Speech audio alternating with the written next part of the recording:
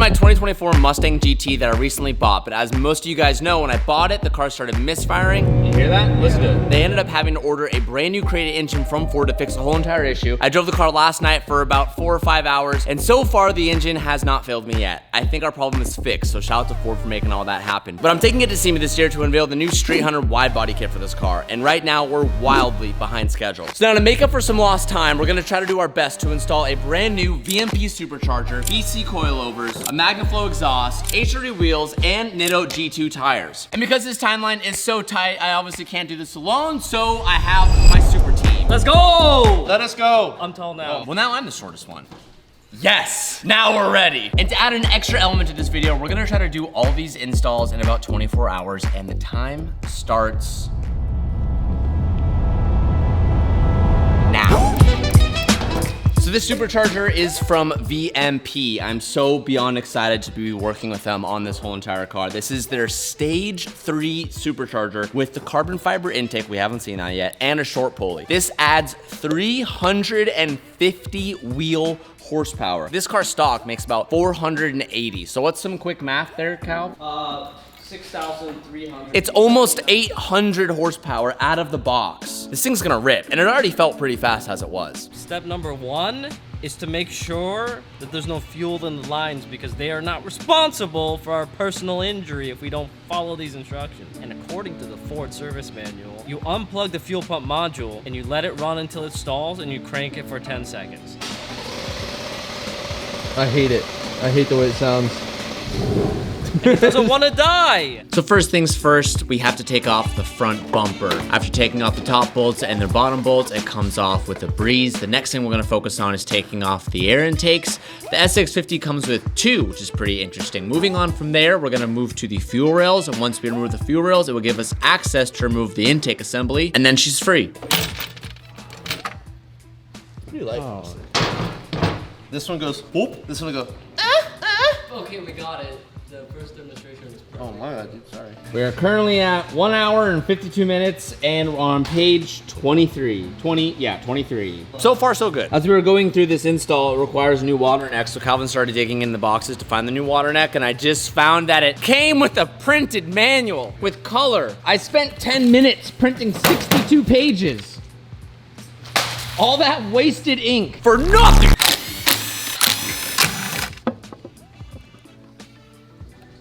Give everybody a history lesson how this works. It makes the air go faster. Okay, well. All right. Don't get I don't know these very well, but anyways, air goes intake here. Look. Can you see? Cool, right? So this is called, I think it's called a jack shaft. I'm not sure, but the pulley sits here.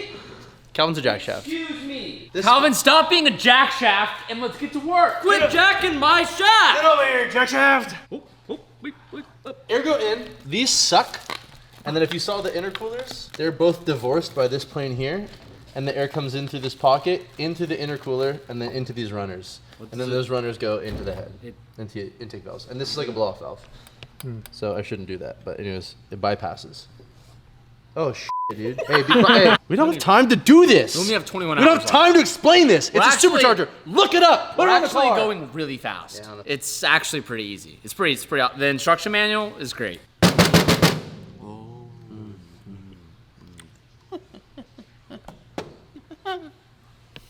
Dylan's chimpanzee.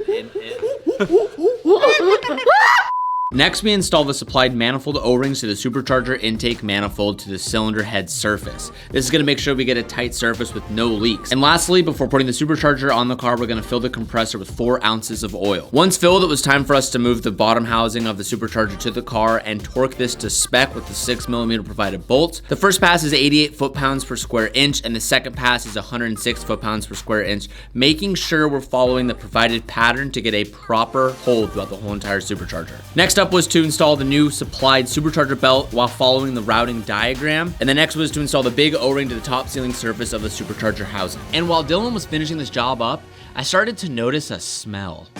Do you guys smell that? Oh, Cal, you stink. You're a stink boy. Oh, you're a stink boy. What did you say? It's not turning on. What isn't turning on? Oh, you stink! You stink! Oh, You're Jesus. a stink boy! You too, Twan! You stink! Ooh, that smells good. Dylan was the last one to use the sim seat. Butt is stinky. This little guy right here is from Scentbird. Scentbird is a service that you guys can check out online that allows you to pick multiple different types of fragrances, colognes, perfumes, from designer brands to any other brands out there that make any type of fragrances. What makes them amazing is that these are little 30-day trial vials. I'm gonna copyright that. 30-day trial vials right here. I went online and ordered 5 different scents here. Dolce & Gabbana, House of Beau, Thamine, Blue Atlas, Future Society. Some of these I knew and some of them I didn't know because I'm happy to try them out. And the thing is with Scentbird is you're not locked into those fragrances every single month that you order. You can change them on the fly. And rather than getting those big overpriced $100 bottles, you can get a 30-day supply to see if you like it or not. And I have a code for you guys that will give you 55% off your first order. So it comes in at just $8 for your first month. I've been a huge fan of Scentbird for years now. I stopped buying cologne from the mall. I stopped getting those overpriced bottles. And they come in these great cases that allow you to keep them on the fly and lock them so they don't end up spurting anywhere. You can keep these in your toiletry bags, you can keep them in cars, you can keep them at your office. If you ever need a little spritz on the go, you're ready to rip. Like I said, I was able to get you guys 55% off, and all you have to do is scan the QR code on screen or click the link down below in the description. Use my code TJHunt, you'll get your first month for just $8. Thank you so much to Scentbird for sponsoring today's video. Honestly, one of my favorite partners and sponsors we have on this channel because I literally use this stuff every single day. Now let's get back to it. It's a boy. It's a boy. It's a really fast boy. A fat boy. This has been like really fun to do. I've really enjoyed this. It's like Legos. I've been doing a lot of Legos lately. Kind of a breath. You have not. It's kind of a breath of fresh air. I have. They saw it in the vlog. Yeah, but you don't have the IndyCar or the No, Lambo but I have the or the Porsche. 911. No, you don't. Yes, I do. Wow, Dylan doesn't watch the vlogs, you guys. I'm here every day. What do you want from me? Oh, gotcha. Dude, that looks sick. Slowly turning into an American Muscle fan? Yeah. Maybe? Supercharged V8s are sick. It's sick. Dude, this thing's gonna eat. Is it gonna go? Will it? I'm sorry, what will it do? Will it go?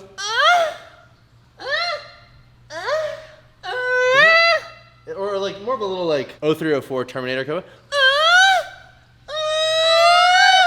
I hope it sounds like that. Hellcat? I don't know what. Ooh. You can hear Anthony. That Anthony's got a good Hellcat. Give us a Hellcat.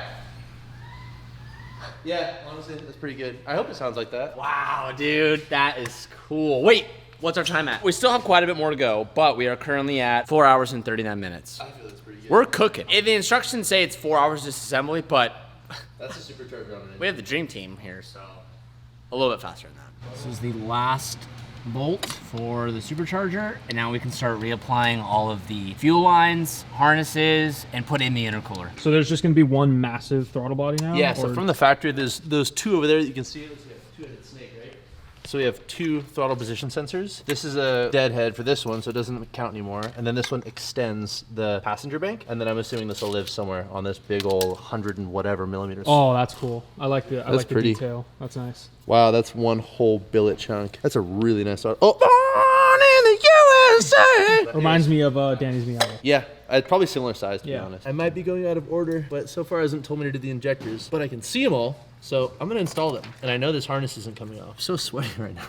I can smell you. Okay. I don't know if that's your pit or probably. your butt. You know what? Technically, pit or that's a pit. That's butt sweat for sure. Pit sweat. Crack sweat. Rear pit sweat. No, it's I like to that's call it that instead. rear pit sweat. Yeah, it's fitting. I learned it from my dad. Yeah. End of the day, we're stopping at Wow. just short of 6 hours. That's impressive. We're on page 46, and the manual ends at page 55. So we will resume this right now.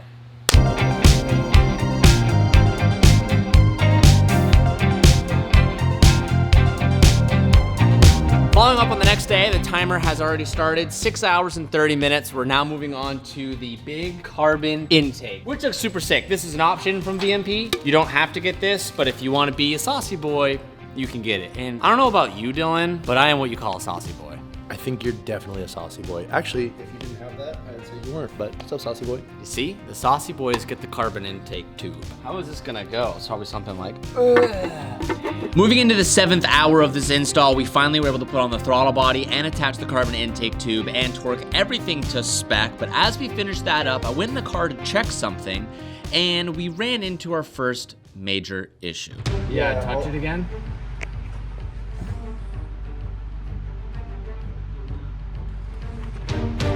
Nothing now. So we tried keying on the car just to get into accessory mode, and now the car won't key on. We got nothing. We're getting lights to buttons, but nothing pops up on the window. The supercharger's done, it's installed. Pretty sure everything's accounted for, all the plugs and everything, but this is a major problem. Dylan's checking voltage right now. We found one snapped wire towards the battery. Maybe that's it, but I'd be surprised if one wire could do all of this to put us to a stop. Okay, we're now 8 hours and 15 minutes in, and this is not a good hiccup. I believe we can find it. I believe we can do it, but definitely not planned for. The boys jumped into the engine bay to try to find a connector that maybe wasn't plugged in, but they found nothing. To make use of all this time, I decided to go take the wheels and tires to the tire shop so we could diversify this and not waste too much time. And while the boys are finishing some of the supercharger, I'm gonna go ahead and load the new HRE wheels and the Netto tires, put them in the truck so we can drop them off at the tire shop. These are some proper sized tires. These right here are HRE's flow forms known as the FF21. We did this in a subtle yet elegant white champagne finish with the satin on there. It's gonna be a great color combo, giving our Mustang a special, unique look. While the boys are finishing up some stuff on the supercharger, I'm gonna go ahead and start doing the coilovers on this car so we can get this off. This being a brand new Ford, every single bolt is way tighter than it needs to be. On the other side, remove the caliper and rotor just to get a better point of leverage to loosen the bottom of the caliper bolts. Our air gun couldn't even get it off. Oh, well, there's a bunch of Loctite. Red Loctite. That's the permanent kind. That's the you're not changing the suspension kind. That's the we're going over a median, but the wheel's staying on kind. There it is. Tell me it's knurled and pressed. It is knurled and pressed. All right, hell yeah. Okay, that's why we couldn't twist it. All right, new Mustang guys, if you're doing coilovers, you can't twist the bolt side. And you can't access the nut side without disassembling everything. This is gonna take a lot longer than we thought. What time are we at? 9:55. Almost halfway. Still have to do cooling on the supercharger, figure out how to tune it, and do the exhaust, and do the coils, mount the wheels, and set ride heights. Still a lot to accomplish. This is gonna come down to the wire. Now, Fords are new to us, and I have to say, Ford is definitely built tough because all of their suspension arms and components were so tight, it felt like we were working on my F-250 Super Duty. But after figuring out that we had to take off the whole entire brake caliper and rotor assembly, things in the front were going smoothly. But then when we went to the back, it was a completely different story. And maybe our lack of Mustangs is what was halting us here, but it didn't come easy, which gave us our second problem with this build. A little bit of a bummer. We have not too much time, so I probably shouldn't talk a lot. The rear end's kind of fighting us, so sadly, we have to unbolt the subframe side per side, including the lower arm, to drop the lower arm in the subframe to pull the spring out, which is gonna add a crucial amount of minutes that we don't have. We're still gonna get it though? Yeah, we'll still get it. And after lowering the subframe, the spring was able to remove itself much easier than the other side, and now we know if we're gonna change coilovers on a Mustang, lower the subframe. That being said, it took us about half as long to do this side with our new knowledge. So it kind of equals out. While the boys are working on the suspension, I'm gonna go ahead and start working on the exhaust. This is inconveniently in the same exact spot of the subframe that they need to access, but I'm gonna try to multitask and knock this out while they knock that out.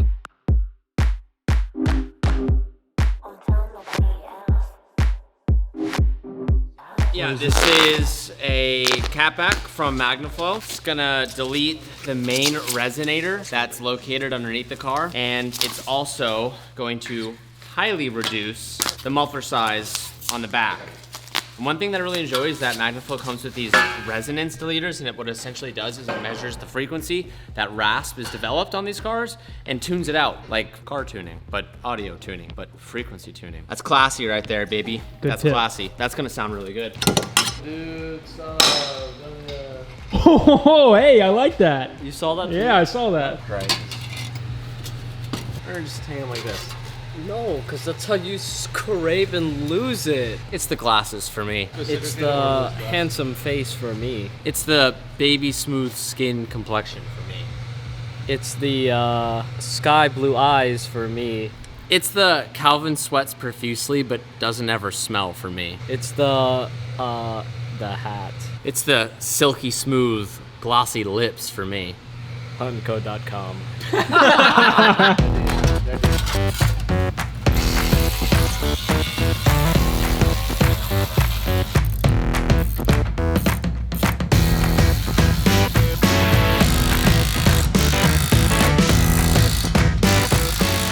As I finished up the exhaust, I got a call from the tire shop and they said our wheels were ready for pickup, so I ran over there to get them. Wheels are here, baby. They look good. I'm excited. Let me Back see. with the wheels. Ooh, yeah. Dude. Just the perfect amount of sidewall. It is. It looks so good. The G2 has a really good shoulder on it too. Mm-hmm. The black on the white champagne pops. That finish is dude, so sick. That looks incredible. I had these same wheels on my car, and that finish just takes it to the next level. That is the move.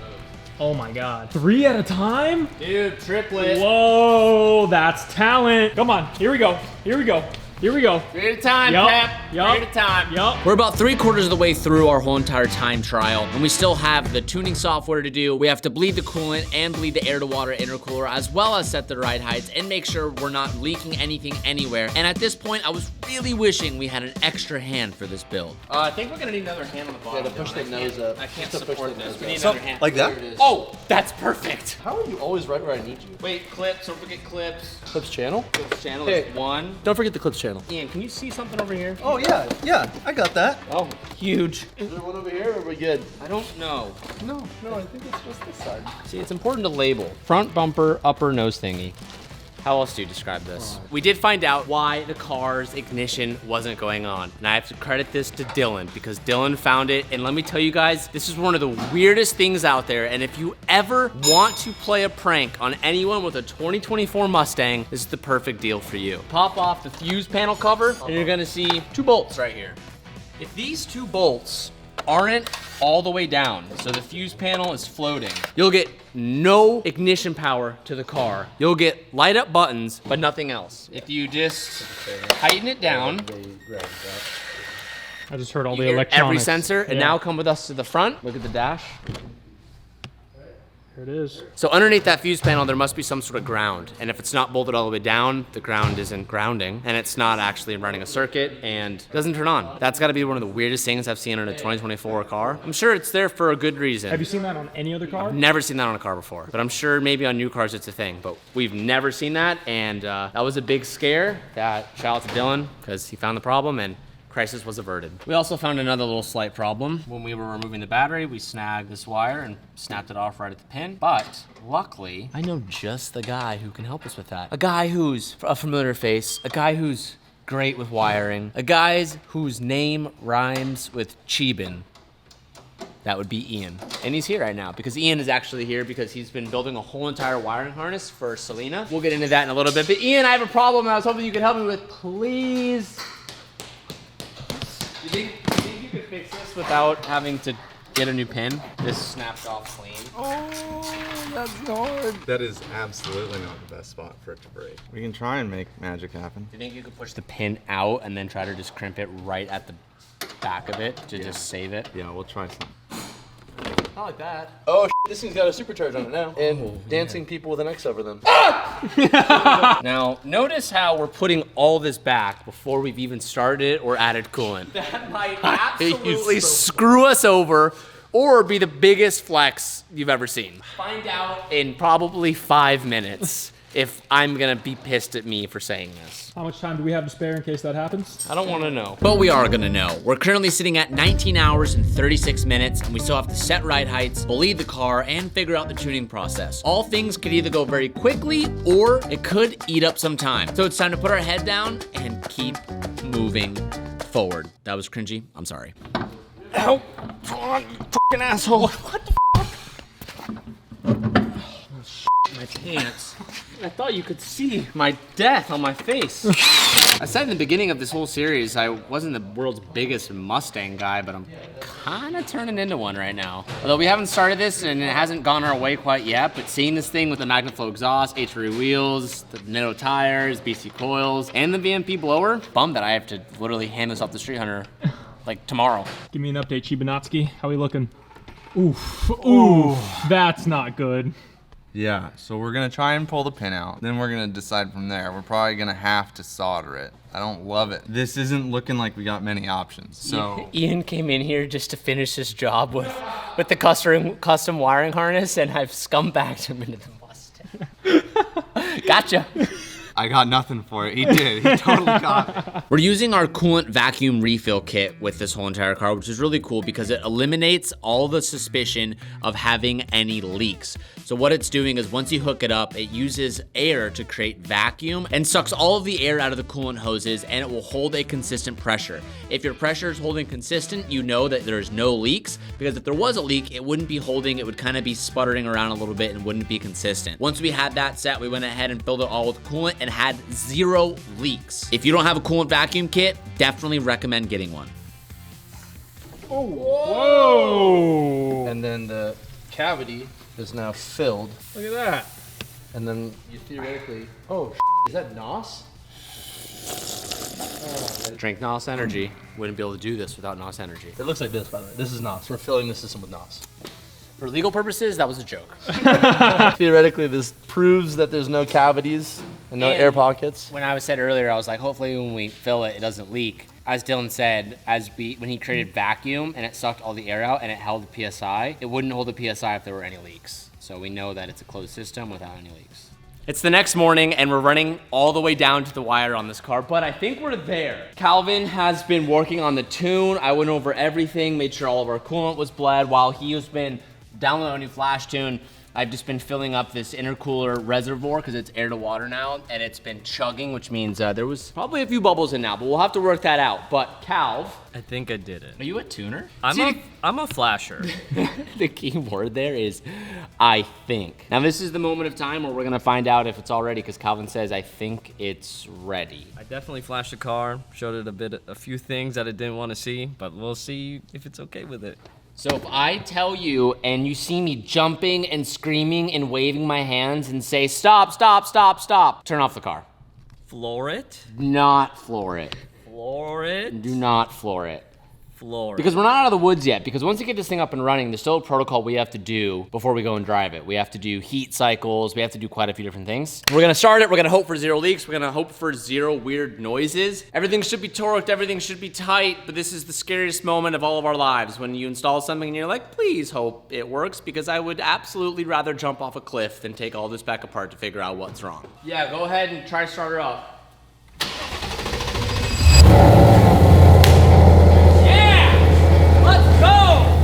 So far sounds pretty good. Listen to that exhaust. All the red lights. Way more volume than that. What are you doing, Pep? I heard a little whine. It did a whine? Yeah, come here. It does. Let's get it warmed up. And then maybe we're ready for a first drive, I don't know. Hell yeah, let's go, baby! Any codes, Cal? Just a fat check engine light, but you know, everything's good other than that. Check the engine, hood's open. Yeah, Come on. if it's still there, you're good. I see it. I thought you were serious. Why do you do that to me? Check the engine, Teach, the hood's open. Damn, you look good! Damn.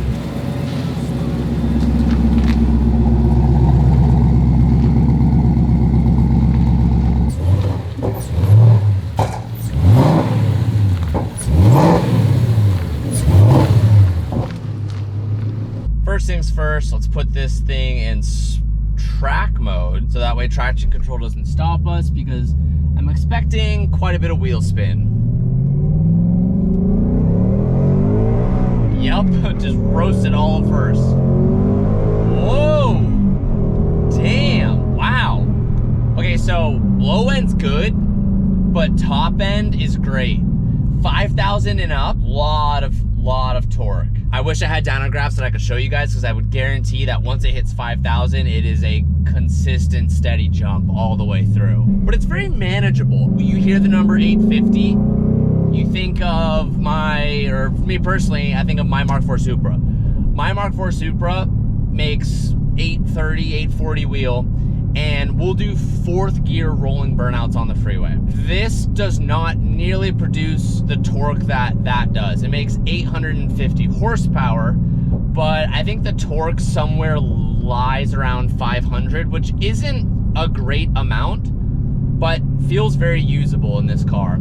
On my Mark IV Supra, that car is just ungodly. It probably makes around 700 foot-pounds of torque, which that's what really just blows all the wheels off, but felt really smooth. So let's get to a little open area. Let's give her another big pass.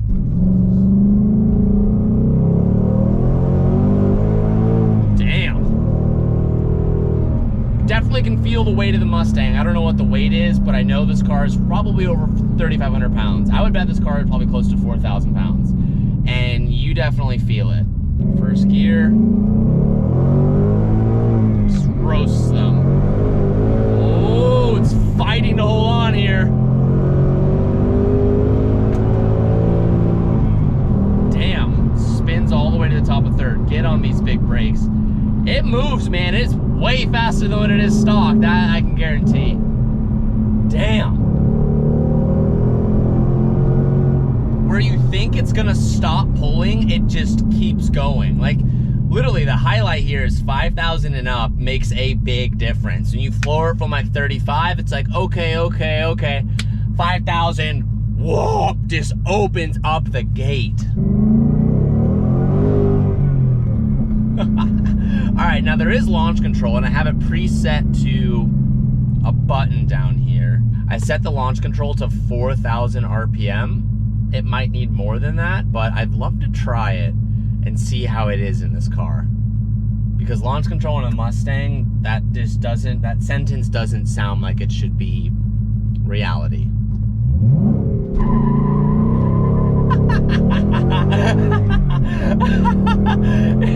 It works. It works. I don't know why I didn't think it was gonna work. I just feel like new modern cars, the moment you want to do anything, it stops you. I'm gonna do it one more time. That was sick. Just roasts it. That's actually sick. Oh yeah. All right, it's for sure fast. It's fast. Damn, the respect has been built. I love it. That's incredible. Good job, VMP. Good job, Ford. You had a rough start at the beginning of this series, but damn, have you made up for it. You have absolutely made up for it. This car is sick. And it might have taken a big supercharger to do it, but damn, is it good. As an everyday car, I mean, come on. Comfortable, fast, luxury features. That's super awesome.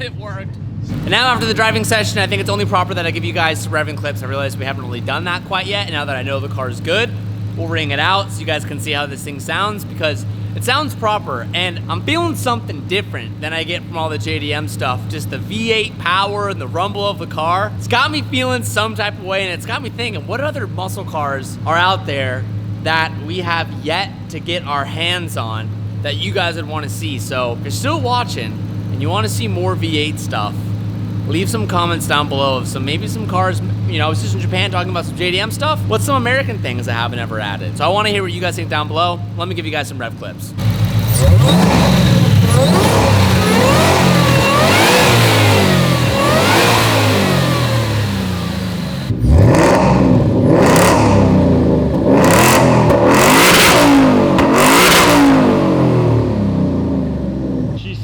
Good. Dude, it sounds good on the pipe. You get the occasional pop every now and then. Yeah.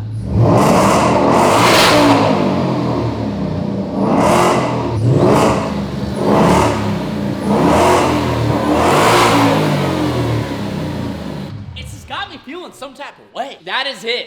Mustang. Done. We're gonna be handing this off to the Street Hunter team literally tomorrow, but I actually just got a phone call from the guys at Ford, believe it or not.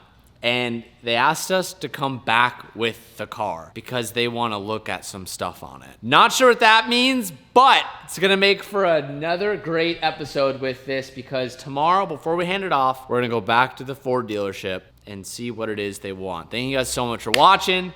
Did this thing in 24 hours of work time. Actually, a little bit less than that, right on time. Thank you guys so much for watching. If you enjoyed it, give this video a thumbs up, and we'll see you boys in the next one.